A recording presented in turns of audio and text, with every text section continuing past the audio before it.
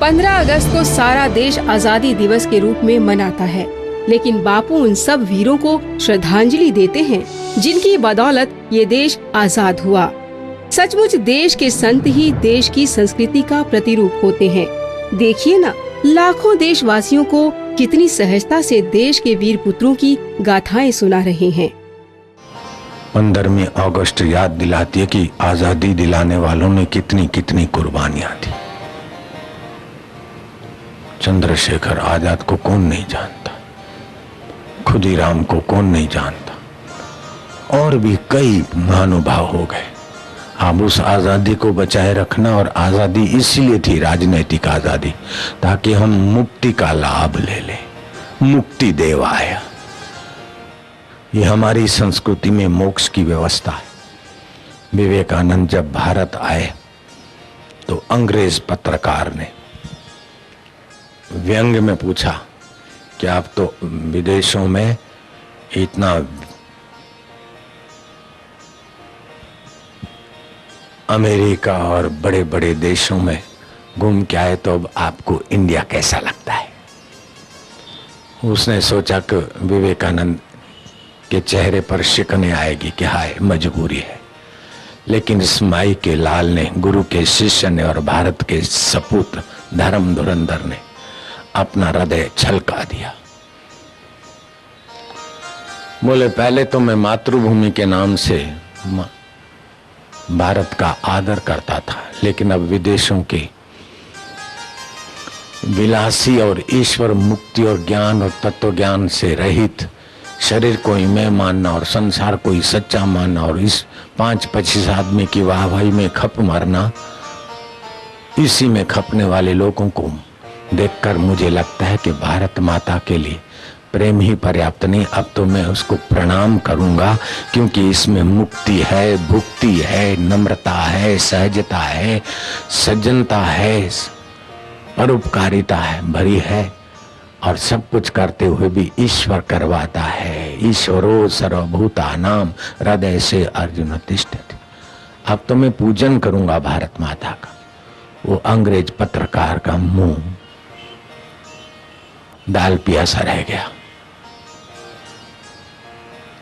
सचमुच में ये भूमि के लिए जिन्होंने कुर्बानी दी वे तो भगवत और देश के भक्त थे, लेकिन भगवान के भी भक्त थे।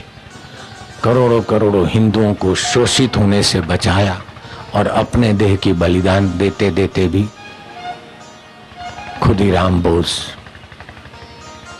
अंग्रेज ने सुना दिया कि तुमने बम बनाकर अंग्रेज अधिकारियों को उड़ाया, इसलिए आज तुमको मृत्यु दंड सुनाया जाता है। वो तो कहकर कुर्सी से उठा और ये जंप मारकर चले जहां जाना था। उसको दया है कि इसने शायद ठीक से नहीं सुना होगा। न्यायाधीश ने कहा, खुदीराम बोस कम हियर, इधर आओ। तुमको फांसी पर चढ़ाया जाएगा। 7 दिन का मैं समय देता हूं। खिलखिला के हंसा। ये भारत का सपूत खिलखिला के हंसा कि बस इतनी सी सजा, इससे क्या होता है? फांसी की सजा, ये तो वस्त्र बदलने की बात हुई। ऐसे तो कई शरीर मैंने पैदा किए, मिले और कई छोड़े। ये तो आप तो खाली कपड़ा बदलने की ही सजा दिए। तो टकुर टकुर देख रहा है न्यायाधीश। बोले नहीं, तुम जरा इनोसेंट लग रहे हो, अच्छे आदमी लग रहे हो। मैंने 7 दिन की मोहलत लिखी है, तुम अपील कर सकते हो। बोले जज, हमने भीख मांगना नहीं सीखा है। शरीर छोड़ देंगे लेकिन भीख नहीं मांगेंगे कि दया की अपील पपील करके। हाँ, अगर तुम कोई सहयोग करते हो तो मुझे 5 मिनट थोड़ा ऐसा मौका दो कि अपने साथियों को बुलाकर बम बनाने की कला सिखा दूं, ताकि अंग्रेजों की सफाई हो और मेरा देश जल्दी आजाद हो जाए। कैसी कैसी कुर्बानी देने वालों की सूझबूझ थी। ब्रिटिश शासन ने भेजा कि दमन तेज कर दो, हिंदुस्तानियों को कुचलना और तेज कर दो ताकि आजादी आजादी की बात भूल जाए। फांसी पर फांसी लगाते जाओ। कईयों ने अपने वस्त्र बदलते ऐसे शरीर की फांसी लगा दी, लेकिन उनकी जगह पर एक जाए तो 10 दूसरे तैयार हो जाए, 50 दूसरे तैयार हो जाए, 100 दूसरे तैयार हो जाए। ऐसा जुनून पैदा हो गया कि सारा देश एक सूत्र में बंध गया।